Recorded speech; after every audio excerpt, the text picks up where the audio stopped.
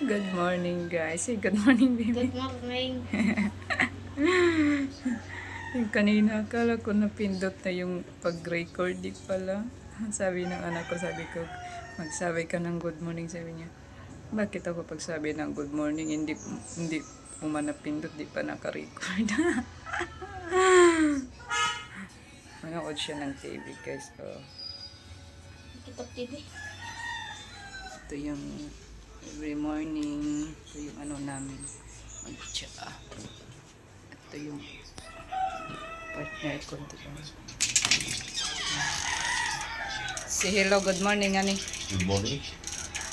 Where is your tea? Yan yung I chat. have coffee. Oh, coffee. You drink all now?